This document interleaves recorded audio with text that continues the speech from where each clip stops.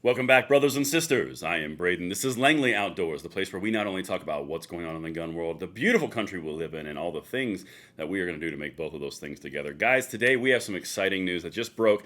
We've got Ron DeSantis affirming the Senate seat that Marco Rubio was leaving. Now, why is this so crucial? I'm going to walk you through all of it right now, but effectively, Marco Rubio, bit of a rhino when it comes to the 2A rights, and the woman that he's putting in place, Ashley Moody, is pissing off gun controllers left and right. This is what I'm talking about in the U.S. Senate. Everything will be linked in the description box below. I bring receipts to every single thing I show you, so make sure you check those out. And of course, you hit that like button, subscribe to the channel, turn the notification bell on. We are about spreading freedom from border to border and coast to coast, and thank you in advance for that consideration. Now, guys, this content is sponsored by Aura. I'm going to say a quick word from them, and then we're going to dive right into this.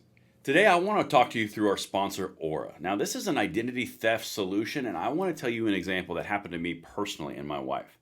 Now, she bought gas like every one of us does on a daily basis and used her credit card. That number was skimmed and stolen, and we would not have known that some criminal shyster on the internet was using our individual number and money to buy incremental purchases at random places across the United States very subtly and sneakily. And that's where Aura comes in. There's a link in the description box below to get your free 2-week trial. Well, let me show you some of the benefits they're offering. They offer data broker opt-out. It will help remove your personal information from data brokers, and Aura will make sure that they cannot sell your information to identity thieves. It's got identity theft protection and monitors your credit file and your social security number. There's financial fraud protection. You can get alerted in minutes when your credit file has been compromised. I'm not leaving my family and those that I love vulnerable to these types of thieves, so neither do you. Go to aura.com/Langley. There's a link in the description box below and start your free 2-week trial to get in front of these shysters, and that's enough time to figure out if there's something going on with your profile. Link right in the description. All right, you beautiful bastions of freedom. Let's dive right into this because this is a big one. Now, we know, we know that Marco Rubio was taken from the Senate, a little bit of a rhino on the 2A, let's be real. And now he's in the Secretary of State nomination process. Okay, that leaves a vacature in the Senate. What that means is the governor of Florida gets to appoint who's going to be his replacement.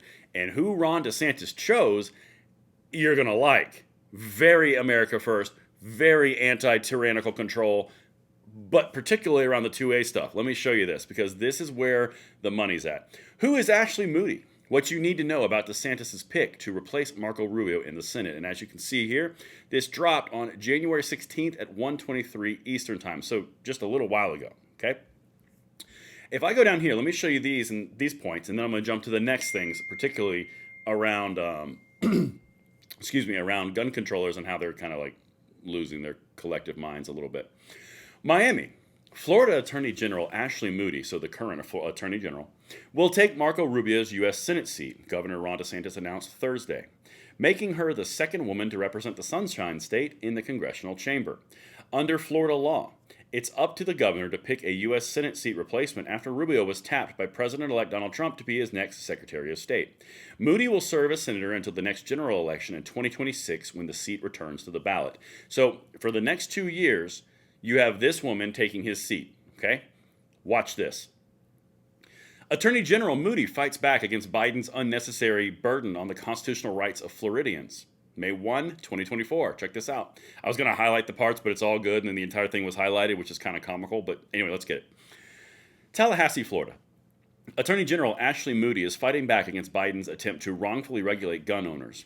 For decades, federal law has made a distinction between firearm dealers who must purchase a federal license to sell firearms and private individuals making private sales, a protected activity. She's going after the who's in the business of dealing special from John Cornyn. Like it, love it, let's get more of it. Biden's ATF, Firearms and Explosives, recently enacted a new rule that requires thousands of law-abiding citizens to register as dealers and navigate a complex bureaucracy to simply buy, sell, and trade firearms with friends and neighbors, a constitutionally protected activity. Yes, correct, let's go. This rule also burdens citizens with additional costs. Attorney General Moody is pushing back against this unnecessary burden on Second Amendment rights of Floridians. More of this now. You know how I did a video earlier today and a short earlier today about how we're going to change the Senate, but it's going to take longer? This is part of that process. The old 80s and 90s guard where they're all old and gray and they're just working on their retirement pensions while they can continue to be a senator because it's not that hard physically. Yeah, this is how you get rid of them. You pull them up into the Secretary of State position, and then all of a sudden, now you have an opening and a vacature. This is the process, and the fact that they have 6-year terms versus 2 is why this takes a little bit longer.